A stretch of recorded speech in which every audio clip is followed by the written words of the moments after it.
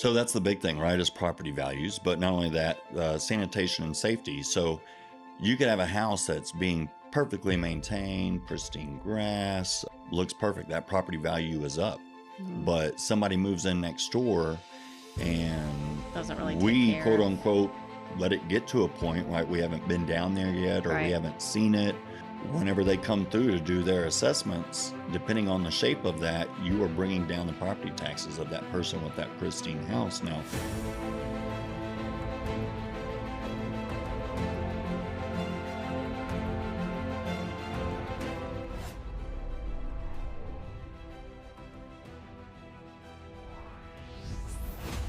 We're back to podcast 9.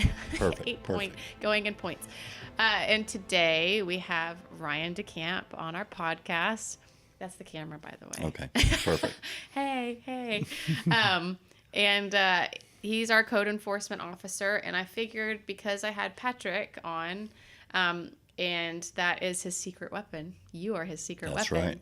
I wanted to work in tandem off of that podcast and introduce you. Of course, I know probably a bunch of people here in Luling know you because you've been working for Luling for how long?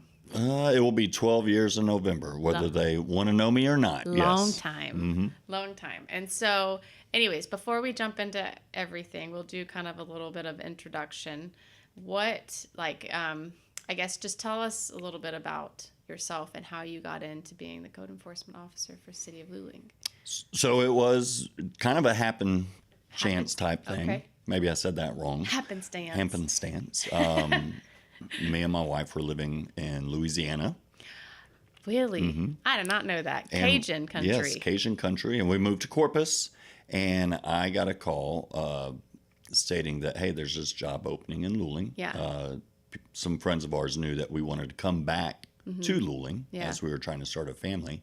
And so I came down and interviewed, and luckily I got the position. I've dealt with codes before in some of my previous work with fire alarms. And so I came and interviewed, and luckily I got the job. Cool. I learned a lot since I've been here. Yeah, It was- trial by fire probably. Yes, because it is, oh, this is what you're going to be doing. You know, it was put in a neat little box. And it wasn't until I got hired on that I really opened up that box to see how much more it expanded into many different fields. Yeah. And so so I guess 12 years ago, so you were here right before, oh gosh, quick math, 2010? No. 2014. 2014. Okay. And then you grew up in Luling, yes? Grew up here, graduated You're here. native. Native. What do y'all, what are people like Lulinites? What would you call them? Lulingers? I grew up on Gainer Slough, so I would use a different term for us, but yeah, Lulingites is what a lot of people Lulinites. say. So grew up here, graduated here. My wife graduated here. Her parents, my parents, live in town. Okay, so So- generational. Very, Ish. I guess we would be second generation. Okay. Both families moved here. Cool. So again, one of your favorite questions, what made you come to Luling, Oh, yes. right? Somebody's been watching the Yeah. podcast. So, I mean, both of those were, again, just, I guess, in the cosmos Yeah. for us ending up here in Luling. But having a family and being in Beeville, Corpus, not really having anyone around, we both knew we wanted that. Yeah. And then because we were older, 34 at that time, my wife was teaching, and I was like, hey, I'm giving back to the community. I'm working for the city. She was working for the school here, the school district here. Okay. So it's been really nice to come back. So what are some things that you've seen in the last 12 years, I guess in terms of just change and not administration, but just like if you think about economic development and when you started, of course, you growing up here or, being around here as long as you've seen an evolution kind of happening a little bit in Luling. I have. The craziest things when we got back here, right, was I guess the Buc-ee's was already somewhat. I left here Notable. in January '99. Yeah. So I didn't even know about Buc-ee's at that point in time. And then I left for the military. So when I came back, we had a Buc-ee's, right? And there was the housing development out here, the Riverside Grove one. Yeah. But not much else had honestly changed a whole lot. when I came back. And when I started here, very slow. Yeah. When I got here, I would say the first year and a half, not a lot of growth. I was doing just a few permits a year. Yeah. And then 2015, 2016, that boom kind of picked up in Riverside Grove. We did 55 houses in a year and a half. And that was a lot. And that was a big learning point for me as well. So you have to go and... I was doing all the inspections. I was doing the reviews. I was doing code enforcement. Essentially a one-person team, right? I've always had an administrative assistant, but I was the person they called for. And so you help with all the GIS, like everything in terms of As of platting. 2023, with GIS, yes. Mm-hmm. Wow. My predecessor had John Westbrook. Yeah. He was code enforcement. He was the building inspector. He was kind of the everything. Yeah. And then they split that off. So when he left in 2023 and retired, I took over GIS. I took over 911 addressing, floodplain, and the cemetery as well to add on to my plate. Yeah, well, that's a lot to keep up with. But I like it. I really love the GIS side of it. Yeah, it keeps you busy. And so as you've been here and working for Luling, what would you say is one of the biggest, maybe whether it's projects or subdivisions that you're like, oh, I never would have thought maybe it would have been here with Luling? Well, so that big subdivision we have up north, Ladera, that was huge. I kind of thought in 2015, 2016, kind of letting people know like, hey, the boom's coming. We're going to need some more people. Yeah. I'm going to be stretched thin if it's just going to be me. Yeah. So I would say not only because of Ladera has helped expand the city as well. The amount of employees we have, and then who's over what department now. Yeah. So that's been probably the biggest change. Yeah. Here. How does which I feel like, so like for example when Crossbow came, so just for people to understand, it's like, you know, whenever like businesses like that or Veriticor or these different maybe manufacturers that come in, what is your role whenever they start coming in? So when those two first came in, the main thing we were looking at was the zoning there. Is it zoned for that, right? Yeah. Is it industrial? Because that's what it's going to be, industrial use. Yeah. But at that point in time, a lot of the talks were between city management and the people that wanted to come in. Yeah. And so at that point, all I really looked at was the zoning side of things, what you could, what you couldn't do there, what's allowed. And it gets a little bit crazier industrial because you got to have a minimal amount of acreage. And then you've got height restrictions. Well, every zoning has a height restriction. And the height restrictions depend upon like fire either 2.5 right? stories. And yes, that plays a role in ISO ratings as well. Once you get above so many 2-story buildings, you have to add another fire department. Yeah. Or get a ladder truck. Yeah. I believe there's a couple of different things there. But so for that, it's looking at, you know, what are they doing? We're going to the planning and zoning. We're going to make sure that the zoning is correct. We may have to ask for a conditional use permit or even a variance to move forward. And we have these very public meetings, but not a whole lot of people show up. Yeah. A lot of the time. Yeah. So community engagement is really big because I always feel like the reaction that we get comes after the meetings. And that's what, to that point, I've been trying to help with like the podcast is, hey, come to city council, come to planning and zoning. That's where your voice is going to get heard. I always say it kind of as a joke, but it's kind of true. You see a lot of feedback in Luling discussion group. You know? I don't have social media, so I'm very thankful for that. And so, I mean, I look at it because if that, like, I mean, it does become a source to be able to get information, you know, and so, then that kind of helps feed me into what, even with the podcast, because I want to get information out to be more accessible, you know, when it comes to the city, when it comes to the EDC and what's coming, etc. So anyways, to that point, that's why I am thankful for the opportunity to be on this platform so that I can kind of help get more information out there for people. I feel from the podcast that I've seen, very informative, right? And if people are watching them, they are learning a lot of stuff they probably did not know. Yeah. Right? Versus hearsay or what gets posted on some of these social media sites. Yeah. And so too, you know, with like code enforcement, because we had Patrick on, you know, now with, you know, planning and then there's code enforcement, what would you say are the two things that pretty much separate y'all? Would it be now just basically kind of like the zoning portion? So I would say the zoning portion will take over. So there's a few misconceptions, right? One major misconception is that as code enforcement officers, that we're the end all be all. Yeah. It starts with us and ends with us, and that's not true.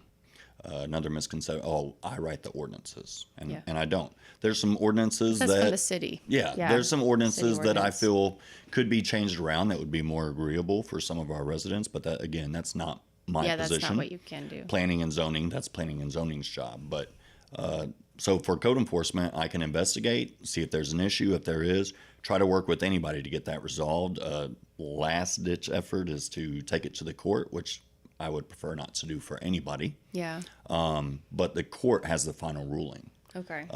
not us. You're talking about commissioners? Or No, the local municipal court. Oh, municipal court. Okay. So they have the final say so on it, irregardless of what I found during my investigation. I'm not the end all be all. We gather, collect, and say, here you go. On the planning and zoning side, the big separation is they have everything in place with those boards as well to put a stop to something.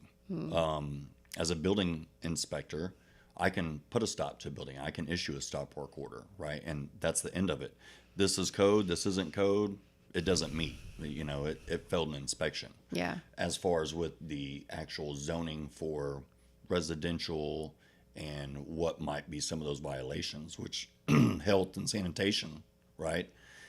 Those we're working with people. There's a time frame for it, but we're trying to work with people because at the end of the day, we just want compliance. Yeah. But that's where that separation is. You have more control over here on the planning and zoning variance side, and that's really up to the board members and, Right. and even city council.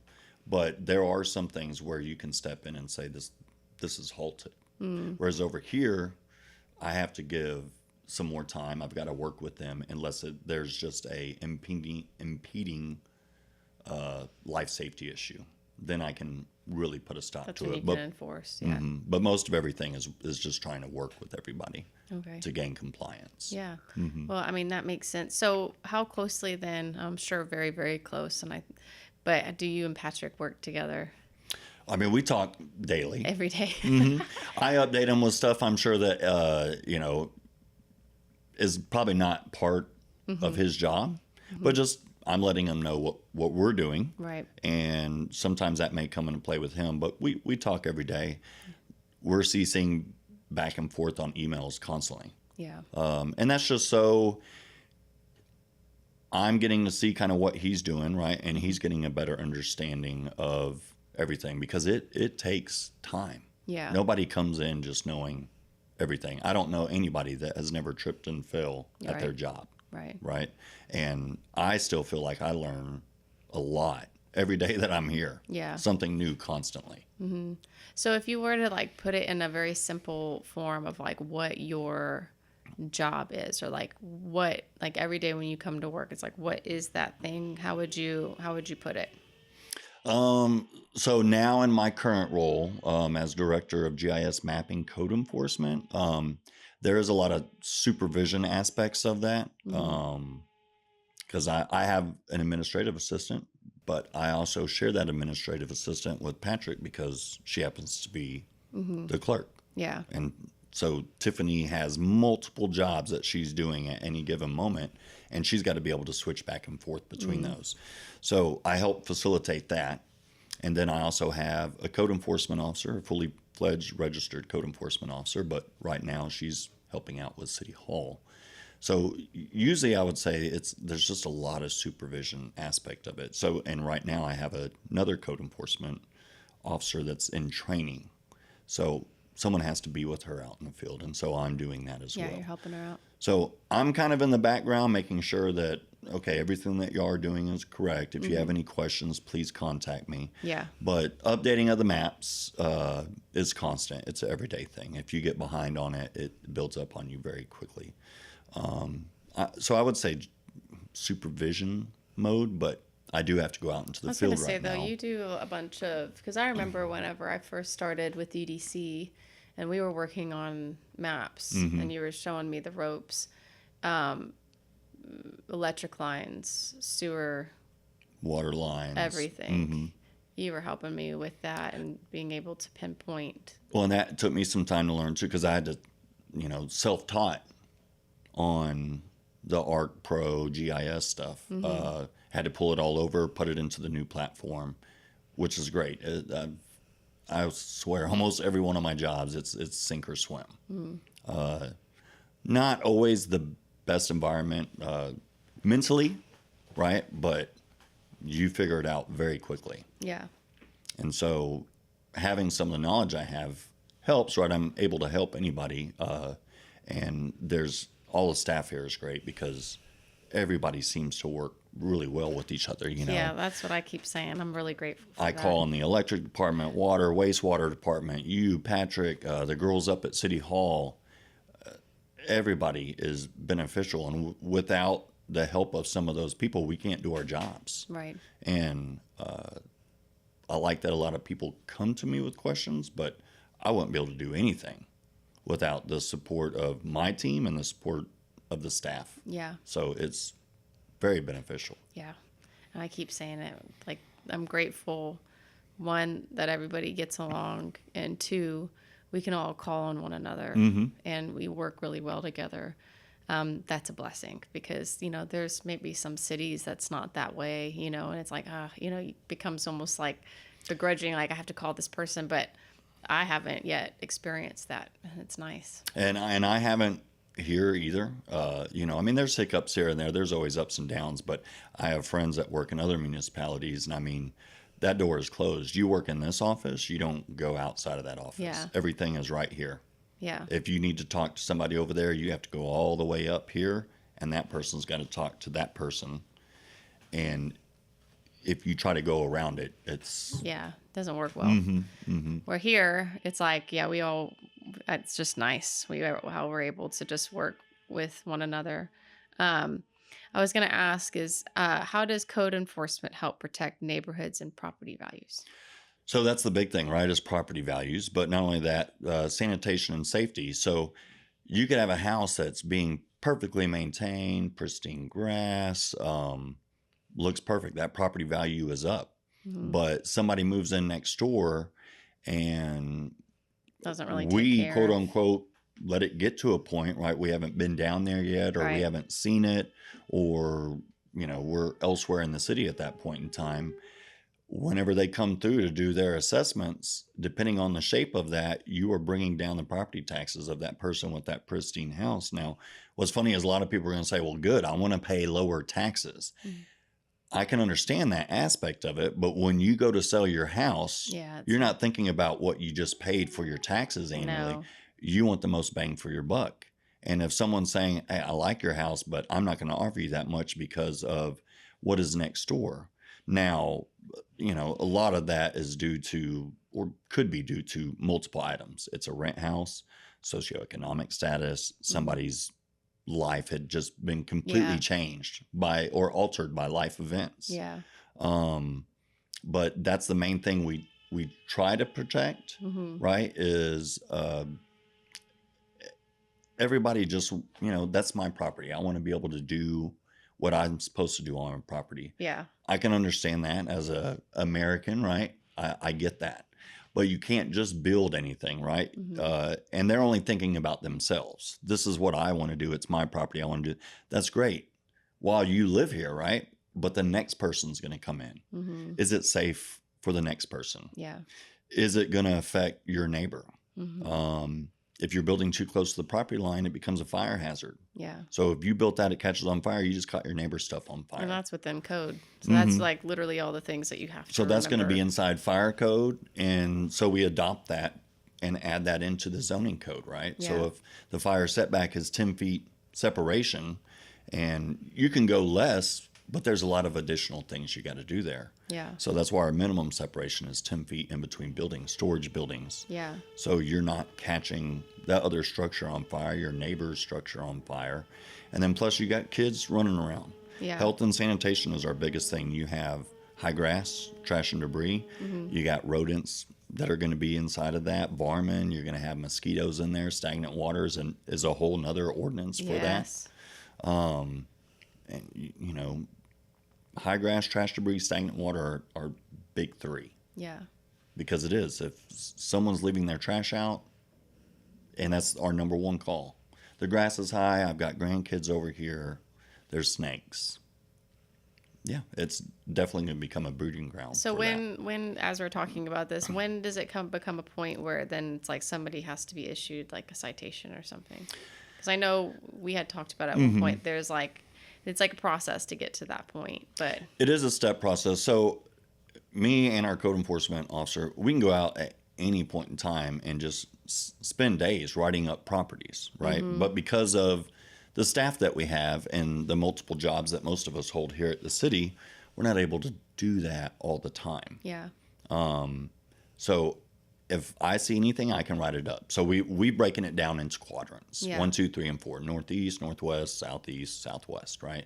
And we try to hit those up every week. But we will also get complaint calls. yeah, And when we get complaint calls, we try to take care of those within 24 hours. If it's a Friday, we try to knock that out on Friday. We may not get a notice out or be able to contact the customer until Monday, but we try to knock those out as quickly as possible. But once we make contact, we can work with them. Our ordinance says 9 days. That's it. yeah, Some ordinances say it's a violation as it stands right then and there. But our goal is to work with people to get it resolved. So we have a couple different options. We'll do a verbal warning, and that's something that we feel you can take care of within this weekend. yeah, Right? We don't need to let it get this far. This is the issue. Let's get it taken care of. Then we have a warning, a written warning. And then we actually go into the violation warning. Once we issue the violation warning, we're trying to work with you. We're giving you time. But at this point, we're giving you that time frame. You can request an extension, but we got to see that you're working with us. Yeah. It's just like a bank. I'm not going to give you another loan if you haven't even paid back your first loan. So there are some people that just do not wish to work with us. And at that point, yes, I do have to take it to court. yeah, And then the court determines at that point in time. But anybody at the city can call in. We do have a documentation for them to complain, right? And you have some people that I don't want to be a bad neighbor. I don't want to complain. yeah, And I tell them, don't feel bad. I'm not looking for everybody to snitch on everybody, right? And that's the way Right. they look at it as. But it's like you're trying to protect your property or your family. right, If it is a violation, you have every right to do so. And we're going to come over there. Now, we're not going to go next door with a hammer and beat them down. We're going to try to work with them. yeah, But if they don't want to work with us, there's not a whole lot we can do. And I always hope we're willing to work with anybody that's willing to work with us, yeah, right? Because I'm not the end-all be-all.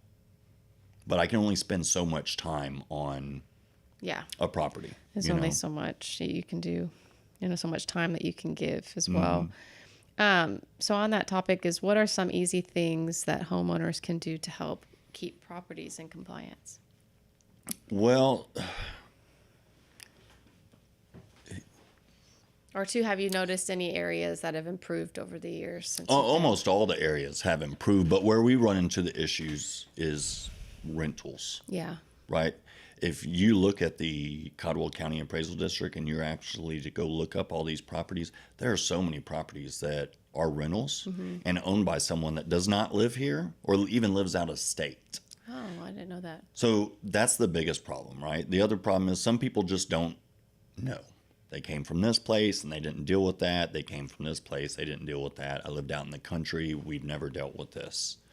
I always ask people, call if you have any questions, right? But the number one thing, the easiest thing, is to maintain your yard. Yeah, Socioeconomically, what I found is where we run into those properties, they don't have the means to do so. yeah, And that's what is also very interesting. I find that people that will have some of the more stubborn properties are the ones that are willing to work the hardest to try to get there, but they just don't have the they don't have means the to means do it. That's something maybe, I don't know, in the future, maybe there could be a community-led project to help or something. Some towns have partnered with like Home Depot and Lowe's, and they've gotten like a free Connex with lawnmowers, weed eaters, and they do programs where they're able to, hey, you just come up here and get the weed eater. It's yours. You just pay for the gas and bring it back. Yeah, You're going to be liable for any damages if it ends up stolen or missing or broken. but that's always a good one too. Yeah. So we always tell people, go to your churches, talk to your neighbors. You got to have friends. But I cannot believe how many people are just, they are on their own, Yeah. right? In bad situations where they can't afford to do it. They don't have I'm working 3 jobs. I'm a single parent. Yeah. I don't have the time. And that's the worst thing for me is, God forbid, we have to take someone to court and they get fined. That's the rough part. Yeah. This just person knowing- doesn't, we're not helping them by fining them. Right. Right. There's got to be a better solution Right. to this. But there are a lot of volunteers out there. Yeah. And on that flip side, the funny part is the people that don't have stubborn properties, they have the biggest problem, right? Don't you have something better to do? Aren't there other parts of the town that Yeah. you can be in? And they're right. But I'm not focused on the worst part of town versus the best part of town. A violation is a violation is a Yeah. violation, right? Even if it's minimal. It's like, hey, I got a call. I'm here. I'm doing my job. You don't agree with my job. I get it. I understand that. Yeah. This is all I'm asking you to do. I've never been over here before Yeah. to your property. But again, some people get into their feelings a little bit, and that's fine. Yeah. You know, I've dealt with that for 11 years. I used I was to about to take say, it you've really hard early on. Really hard. You've yeah, but you've kind of created almost like a thick skin through the experiences that you've had, probably. That, and you kind of learn how to talk with people and deal with people over time. When I first came in here, it was like, oh, no, I'm knocking down doors, taking names, going crazy. And then as time has progressed, I can't expect the same from every single person. I just can't, Yeah. right? I try to keep people at my standards. Like, so if you go by my house, the grass can get high, but it's not going to get violation high, right? Try to keep my yard picked up. So that's where I'm at. I'm not sitting there with a fine tooth comb. Let me pull up tape measure. I'm sorry, that is 12.1 inches, and you are done with. You're over. You're done. For instance, kind of off topic. Oh, sorry. That's okay. It's been raining a lot, Yes. right? It rained this week. I did go out for a violation. Alexis and I did. But we're kind of holding off till Monday. We got to give people the weekend. I get it. Most people have jobs. They come home. It's late at night. They can't see. They don't have the time.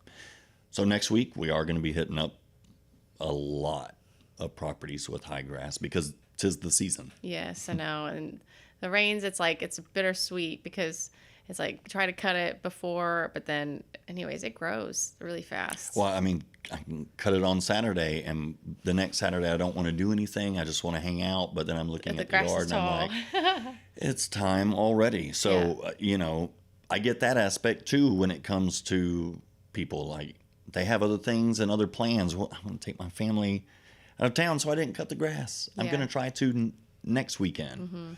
But the hardest part is we have repeat offenders. Yeah.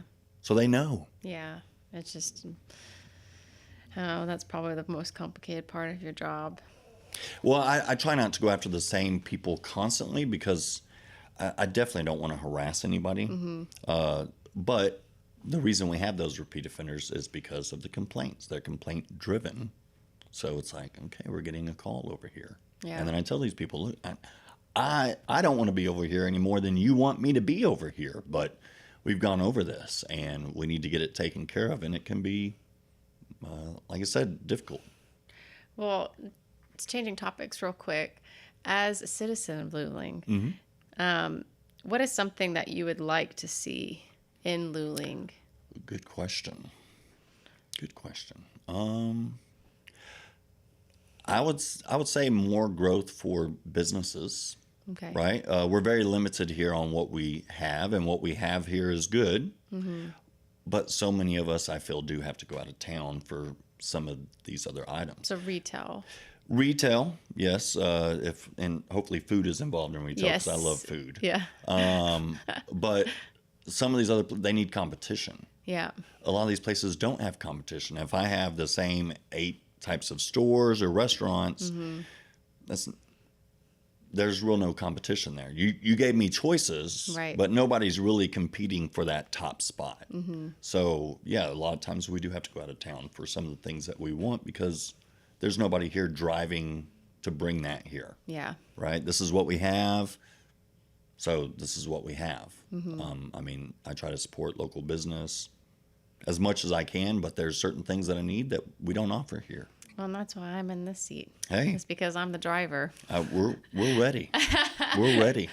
But the other thing too, we're seeing a lot of growth. Yeah. Growth was not a thing that this town wanted for a long time. From what I was told, I didn't think about municipal stuff till I got Right. older. But they like the small town feel. I love the small town feel. I don't want it to grow so much to where I don't recognize it. Right. Right. But there's a lot of houses coming in, and that's great growth for the school district, for the city. Right. But we can't overboard and overload what we already have. Right. Because we essentially still have the same workforce at the city of Luling that we've had. A few new positions have been created. Yeah. But the meat and potatoes of the 60, 75% of the workforce that's out in the field, Yeah. that's been the same number. Yeah. So there's more work for the same amount of people. That's really hard. But I would like to see more retail come in. I know that's the thing about like with economic development that you have like that I think about is right. There's always this kind of like scale where, growth means that more money can come in more. And then two, it's like with growth as well, you have to be strategic in bringing in then retail. So people eat here, they spend their tax dollars here, sales tax dollars here. Anyways, and so it's been interesting just being in this seat for, I think it'll be a year next week, and being like figuring out that scale where it's like as people start to move in like Ladera, where are they? Of course we have our HEB. We have, of course, great restaurants downtown. We have a new one that'll be going in here soon. Moonrise, we've got Judas Java.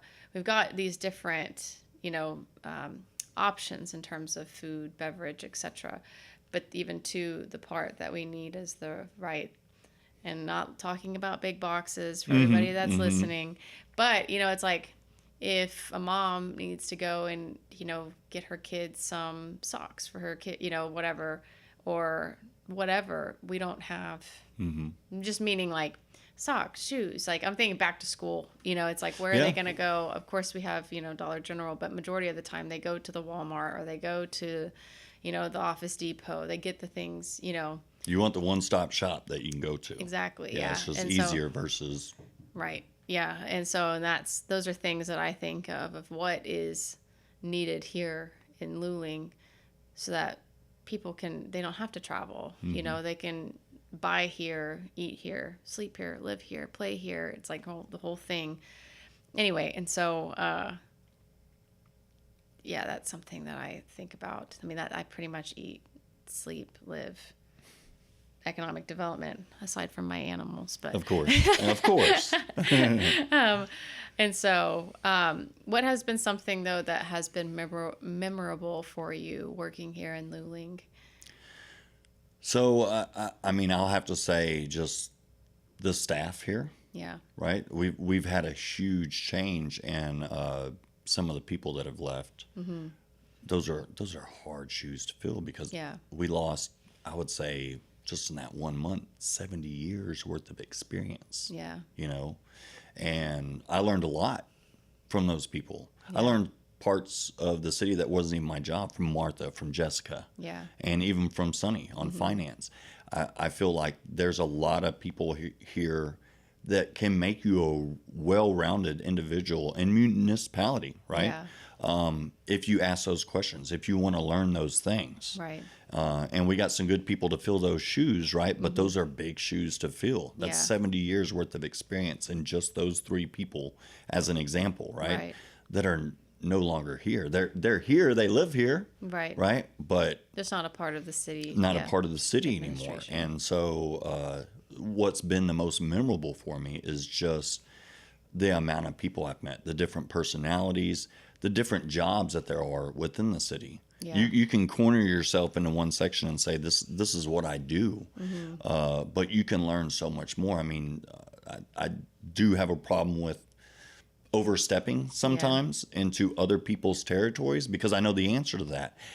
However, I got to step back and say, look, that's who you want to talk to, right? That is out of my peer view, right? I should be focused on this more, but I would say yes. The one of the best memories is all the people and the time, the camaraderie.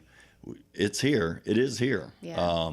Some people don't see that because we have had a lot of change. Yeah. My first 3-4 years here, I knew everybody, and everybody was the same. Yeah.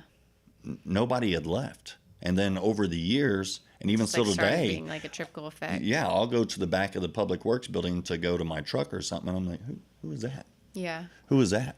And I get it. It's part of growth too. It is part of growth and generational too. Nobody's really sitting at a job for 20, 30 years anymore. They say the new norm is to jump around every 5 minutes. Or, 5 years. Yeah, 5 years. Not Not 5 minutes. A big bad looking resume with but that's where we're at now versus where we used to be. So that's also been the biggest hurdle for me, change. Yeah. Right? I can deal with change in a slow progress because that's how I grew up. Right. But now I'm having to learn how to change quicker and quicker and quicker. And that's good. Again, learning something new. But I would say the people, the staff. That's memorable for you. Very memorable for me. Yeah. And as long as they've been here, I mean, they've been here as long as you have. So that camaraderie that you spoke about, that is something that's treasured. Mm-hmm. 10, 12 years, that's a long time. It is, and it doesn't even feel like it. No. I mean, like you said, it's going to be a year for you coming up, and you could probably think back pretty clearly to this time last year and be like, where did it all go? Oh, yeah. I think that almost every day, with just looking at, just not to be on, a life soapbox for it, but that's how I feel like life. I think things are we were talking about before we started the podcast, so instantaneous that life is just blowing by. When before media, of course, there's perks to social media and everything, so I'm not casting a shadow on it. But life was, simple. You had your landlines. You knew where your friends were whenever their bikes were in the front yard. And so, change was something that you could adjust to little by little. And now it's like you have to be malleable and change, almost change with the time, even though I don't want to. But it's because everything is so instantaneous today. It's a very quick it's like you've got to go. Yeah. And like when Mark McLaughlin came in, that was difficult for me. Nothing on his side, right? Well, you had Mark But Mayo I had the same city manager that I started with. Yeah. Pretty much. I came just a few months after him. So, but I was in the military. You have a change of command, but that change of command happened every 3 to something years. So you were used to that change. So when he came on board, it took me a little bit to get there. Yeah. But now, because so many pieces have moved, it's like I feel like I'm better for it. Like I said, new personnel, new job titles, Right. Dealing with new staff. Right. I can't sit there and say, well, this is the way we used to do it, because that's not fair to them. Yeah. Right? That's their item to take care of, right? I'm going to give you my suggestion, but it's going to be your way at the end of the day. Yeah. That's fine. I'll roll with it. Yeah. We'll figure it out. Yeah. Whatever overall is going to be best for the city. So what's one thing people would be surprised to learn about your job? I don't think anybody thinks this job is easy, although I do get a lot of comments that I could do a better job than you can. There's other things. What about my neighbor, right? Yeah. I think a lot of people just don't know me, so they see that side of me where I do try to be very They see the code open enforcement, and honest. Ryan. Yeah, but I don't try to show up with that hammer, right? Yeah. I want to be very personable. I used to, and there's probably a lot of people with that bad taste in their mouth still, Yeah. which I completely understand. But who I am at work is not who I am. Yeah. Right? At the end of the day, I tell people, you don't have to agree with me Yeah. at all. But it's just that. What was the question again? Basically, what is one thing that would surprise people about your job? So the exact question is, what's one thing people would be surprised to learn about your job? How much is just involved, not just with the code enforcement side, but with all the different positions within that, right? Like, so we mash a lot of stuff up into that. Yeah. So building inspections, I'll still do meter loops. Yeah. Bill Shuley will still do water inspections because he is the plumbing inspector for the city. Yeah. But we third party ATS out for everything. So we still jump in there and do that. But underneath code enforcement, you have off premises advertising, on premises advertising, oil well inspections, food inspections. Like literally everything. Mm-hmm. Everything inspection related. And like I said, you got cemetery, I've got GIS, I've got floodplain, I've got 911 address. So there's so many different little things underneath there that people don't realize, that a lot of people don't realize. I say some people do because they call me because they know, oh, well, Ryan deals with this and he deals with this. But you have to be able to look at everything from a different perspective. Yeah. I am learning what it looks like to look at the big picture, right? I have to look at this big picture. I get that you're coming in for this and you're focused in on this very small thing, but is that going to align with that? What are the next people going to want to do There's there? a lot of pieces to the puzzle. And I have to think about the future. So, we're just putting a pad down. We don't want to build, overhang over the garage. Well, good, because you won't be able to do that. Yeah. Your overhang will extend into the setback. And then what happens is someone will sell the house and I want to do this. Oh, well, you can't do that because of fire code and these are the reasons why. And they get upset, right? I've stopped their dreams or what they wanted to do there. And it's like, well, I tried to take care of that with the previous person, but I can't make them do that. It meets code. That's where we're at. Yeah. But there's just so many facets of it all. And again, I wouldn't be able to do that without Linda Royal, Tiffany Wright, Alexis Alvarez, as well as all the other departments within the city, because I have to push people to different people. Yeah. And Linda takes care of the food inspection. She takes care of the off-premises advertising and the oil wells, as well as code enforcement. Yeah. So I have to be able to rely on these other people to take care of these things and do the right things, and which they do. But I have to partner with so many other departments to help guide people or push them over to take care of those. Yeah. Just like somebody coming in. Do you have an address? Nope. We got to get a 911 address right off the bat. Yeah. That's the first thing you got to have. After we look at the property and determine, yes, it's a buildable lot, right? But now we got to look at utilities. That's the second request you got to send in. Yeah. And that's something I figured out the hard way, right? Before I was over GIS, where sewer, water, electric, it wasn't a concern of mine, right? You're going to be building, the city has water, sewer, electric. Yeah. Well, we had a project where we issued 2 building permits. Guess what? There was no sewer for these 2 buildings, and they got held up. And so that Jessica implemented this utility request. That's got to be taken care of before you get your building plans back and approved for the permit. Yeah. We got to make sure we have something there for you. So we've learned a lot through the process, but there's all these little steps you got to go through, and so many people come from different jurisdictions or out in the country where they say, oh, I didn't have to do that there. Or I came from Austin. This is ridiculous. We didn't have to do this in Austin. And I'm like, really? We are more stringent than Austin? And not speaking bad about Austin, but I would figure they would be more stringent.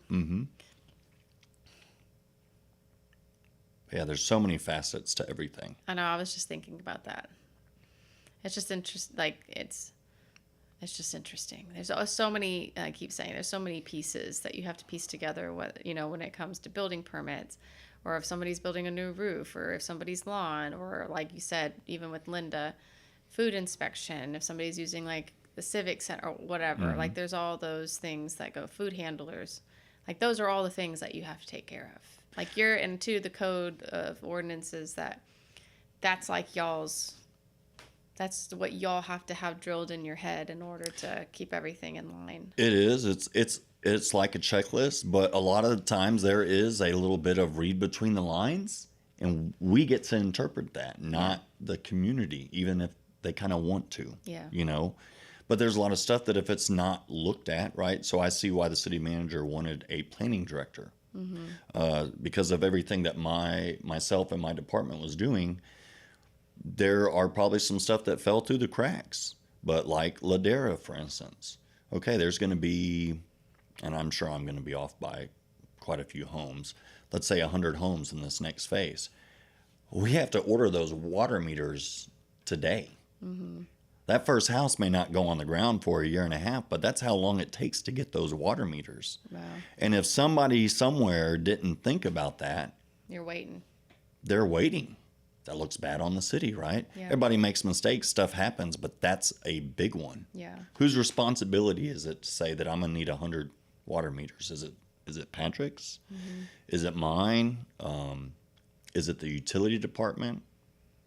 We've all got to work together. Yeah. If I missed a step, someone's there to pick it up and say, hey, what about this? Oh, you're right. I forgot about that. If we don't rely and work with each other, there's going to, Yeah, be problems. big problems. Breaks the it breaks the cycle of that well-oiled machine. So as we start to kind of close down on things, if as people are watching, what's one thing that you would want people to take away from this conversation? Just call if you have a question. Yeah. Just call. We're going to answer it. A lot of people think we're making up stuff. I can show you in the book where it says that. I have made mistakes. I've tripped and fell along the whole way here for the 11 years. Yeah. I'm not perfect, and I'll be the first one to tell you I screwed up. I've screwed up at some property and said that was my mistake. I'm sorry. That is on me. Yeah. But I tell everybody, I can't expect everybody to be perfect. Lord knows I'm not, right? But I am willing to work with anybody that's willing to work with us. Now, I may have to tell you no, but that's not my decision. That's what this book says. Yeah. There are some alternate methods that you can go through to see if it could happen, but sometimes it's just a no, Right. right? So please call and ask questions. Don't get on Facebook or social media, and cite what somebody else told you. Yeah. Call and check. I know that's a lot more phone calls for us, but we would rather people ask for permission than for forgiveness, because that's what a lot of our phone calls are for. That's what a lot of our catches out in the field are. And I implore people, ask for that permission, because if you don't, it could cost you more monetary wise. Like, you're going to have to knock that down. Well, I just spent this much putting it up. I understand that, but now it's all going to go. So that just cost you quite a bit, But that would be my number one thing. Just call. We're willing to work with anybody that's willing to work with us. And then what do you enjoy most about serving the Luling community? Meeting new people, seeing new things pop up all over town. I do really enjoy the growth. I do miss that aspect of inspections. There's so many new things coming on the building side, whether it be 3D buildings. I know. There's a Fox Blocks house here in town. That was interesting for me. We can go over that off of camera just because, and then learning. I learned something new. Even if it's not part of my job, I'm like, wow, I didn't know that. That's interesting. There's always something to learn. There's always someone to talk to. There's always someone to gain knowledge from. And there's always perspective, right? I can get different perspectives from many different citizens here. And I take all that, and I do enjoy that aspect of my job, very much so. Yeah. Is there any questions you have for me before we end everything? Well, I don't know what all you can and cannot say about. Oh gosh! I'm sure any you get projects, that. I can't I'm sure say you anything. get that. Well, I know you can't. It's not like top secret, but I'm sure there are people. I used to kind of be the person that was in the know of what was coming. Yes. And I'm shortly figuring out that now I'm hearing about things, and I'm like, well, I used to get that You're phone like, call first, but You're not like on the other anymore. end. Which is that's okay too, because I have other things to focus on, and Patrick's helping take a lot of that on now. So I would say, is that an exciting part of your job, kind of getting to see or know some of those things before anybody else? Yes, but I would say it's equally exciting as it is frustrating, because it's not I think the portion that's frustrating is you have because I serve as executive director of the board. The board has a vision for Luling, and thankfully all the board members have been in Luling forever. And that's one thing is that I want to push projects forward, and nothing happens overnight. I'm a patient person, but is knowing that something's being said, done, a deal's being made, and you have to kind of sit and wait for those discussions, because it's parties that are kind of separate. Like, you're the one saying, hey, we'll do this if you bring in this, and this is, the site's ready. All right, let me know what they say. And then you wait. And then you sometimes, it's like, are they coming? Are they going? Are they going to pass on the offer? And that's equally exciting as it is frustrating, because I want to, why I'm here is because economic development, being able to help bring to the city what citizens want. That's an exciting portion of this job. But then you also feel kind of that pressure at times as well, because you're the kind of the sole person it's teamwork. It takes everybody, right? Between water, the city, whatever, Patrick, you get it, but so yeah, I would say equally frustrating as it is exciting. Yeah, there's nothing worse than to hear all the stuff that's coming. You have all the conversations, and you're waiting, and then it just never comes to fruition. Yeah, so without getting into the details of this specific, I'll just say site, so it's been going on for about maybe 6 to 8 months of discussion. And that's hard, because it started with, maybe north of town. Oh, well, Buc-ee's. We want to be around Buc-ee's. Maybe not. We don't want to be around Buc-ee's. Maybe let's do south of town. South of town looks, I-10, okay, yeah, south of town. Well, we're not sure about that anymore. And then, it's kind of, you have to learn to bob and weave with this job and just kind of go, and that's fine, and I say frustrating, it's not like I get mad, but it's like, okay, let's get a slide deck ready for this then. Okay, let's show all the properties that are here, what's currently here in terms of restaurant or retail or gas station, etc. And you get the slide deck ready, you send it off. Okay, well, we want to be north of town. All right, so then you have to take in Ladera, you have to take in the evacuation shelter, you have to take in all those. And so then it's going online and getting, for example, I use Placer AI to pull traffic data, and how much traffic, because that's something that's really important, is how much traffic is coming and going on I-35, 183, and just those things. I-10, what does the traffic data look like there? And so, but it's pulling all that information, demographics, what's the housing look like, what's the future housing look like, what's the future expectation of the population in this area.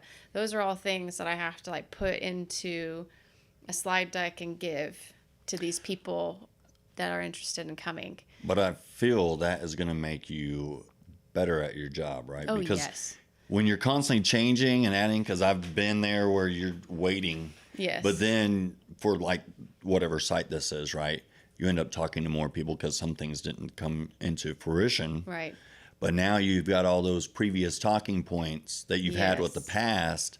And it's like, well, we can knock these out of the park, and I can bring this to your attention now. So you don't think about it 2 months down the road and then ask me about it and be like, okay, here we are. So yeah, I could see that frustration side of it. It's frustrating, but it's not where it beats me down, and I say pressure. I thrive under pressure. I love it. I used to work for 8 attorneys and manage 150 cases. So I understand, it's that kind of, people have a flight or fight or flight. I'm one that I'll push into the wave. I love that stuff. And so the frustration is more like you do want to see the byproduct, you know, but most importantly, like the reason why I signed up for this job and why I wanted it was because I truly do want what's best for Luling. And it sounds really cliche, but I do. You know, I've been here for roughly over 10 years, and I want to see it thrive and for the gym that it is to be cherished by those that travel through. You know, I know retail and you know, different restaurants are really important and whatnot, but I want people to come to Zedler. I want people to go to the different places like the Oil Museum and see the history of Luling. You know, I like to joke whenever people are, you know, coming into Luling that don't come here frequently, whenever I'm at like regional job fairs and stuff. And I'm like, even the last one that we did where we hosted here in Luling, I'm like, you smell it before you see it. That is true. You know, but I always, it smells like money, you know. And so anyways, but that's one of the thrills of the job is, you know, is yes, being kind of in the know, right? Secret squirrel, if what is coming, you know, and having to kind of work on the deals, a part of that project. But too, a part of the job that I love too, and that I feel like has been very heavy this year has been the workforce initiatives. You know, helping with the Boys and Girls Club with the career pathway for Tesla, 18 to 21-year-olds here in Luling. What they a didn't have great that. opportunity. They didn't have that before, and they're getting $20 to $25 an hour. It's a paid internship for 7 weeks, and once they're done, they have a job. Yep. And it's on-the-job training. What else? I mean, in Luling of all places. That and is, I'm not trying to, but no, that's opportunity. I graduated here. I would have loved to have something like that. Yeah, and two, being able to work, you know, chair the CT advisory committee. You know, I like action items because it means that we're moving forward. Mm-hmm. And so I'm always about that. It's not, I don't like to have meetings where we just talk about things. I'm like, so what are we going to do? And I feel like that's where I'm a workhorse. Accomplishment. You know, Accomplish I like to this. see, and it's not for, thing is like, it's not for me. Like I'm the one, I don't want to be in the pictures. Yes, I'm on a podcast, you know, but it's like, it's not about me. It's like, I really truly want to see other people thrive and for opportunities to be opened and available to them. So, anyway, but yeah, for the, going back to like chairing the advisory committee and the action items is like being able to see, okay, what currently is happening at the school for the students that are part of the CTE programs. What can we do to create more options, create more pathways, create maybe accreditations or licensing or whatever to give them a pathway to a technical college that gets them, because if they have certain certifications coming out of school, can we plug them into TSTC where they have a course specific to engineering or whatever? And so it's a, you know, especially with the world that we live, right? Yeah. Going back to how fast paced everything is. And so I've really enjoyed kind of this workforce year, I guess you could call it, even though I've been doing other things, but it's been very heavy workforce, and I've actually really liked it because, you know, it's provided more opportunities for students to be exposed to the jobs that are here or jobs that are regionally around the area. And that's what I want. It's like, even though we live in a digital overload of information, it's like I want, though, to tunnel what's available to the students, the future generation to come, and set them up for success. And I truly do want that. But well, and that's actually because I think that it's good for students to know that, Yeah. right? That there is an avenue for everybody. yeah, And I'm going to date myself when I say back in my day, right? You went to college or I did. you were a laborer. Yeah. Those are the only two options. Yep. Now you've got these technical places you can go. You can take a lot of these classes and get them knocked out junior high, high school, and have a leg up. Yeah. And I think that's just awesome. Yeah. So anyways, it's nice to be a part of projects, to be in the know of those things. But I truly, you know, I want jobs here where people don't have to travel far, you know. I want programs here that people can plug into. So economic development is so widespread. It's not just like, okay, we bring in retail. BRE is definitely something business retention and expansion. Workforce is something. Strategic planning is something. Like it's so widespread. And anyway, so I'm grateful I'm getting, 2 new people here soon, because then we can spread a little bit more. I've done what I can in the year. I think I've done a pretty fair job. But we're all each individually only one person, right? Yeah. So I mean, Yeah. the more jobs that get created or expanded on is going to make everything run smoother. Yeah. The end result. So, well, I guess we'll wrap it up, all because right. I know we're running short on time. But anyways, thank you for tuning in. If you did, go and like and subscribe on Facebook, TikTok, Instagram, LinkedIn, and YouTube as well. And we'll be back on in a couple of weeks for our next podcast, and stay tuned to who that will be. So I've got ideas. So anyways, but thank you for tuning in, and thank you, Ryan. Thanks for having me. For coming, because I'm glad that this information is going to be getting out to people so they understand a little bit more, and of what you do and what your department does. Keep everything in line for safety. So Our phone lines are always open. yes, please call him. Call him with any questions. Yeah. So anyway, thank you. That's it for today.